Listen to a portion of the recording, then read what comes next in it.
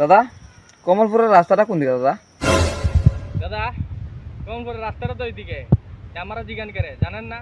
আমরা জিজ্ঞান না, আমিও তো পদ্ধতি পারতাম না আপনারে।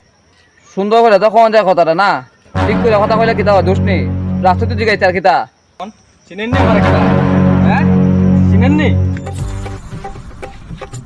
কারণ নিচে একটা মারমু বাজে উঠবো। কারেন্ট নিচে বাজাবেন, বাজান না দেখতাম, বাজান নেন, বাজান বাজান দেখতাম। বেশ শালা আমার বাজাই দিছে, এখন তুই আমার বাজান এটা দেখ কোন বাজাই দাদা।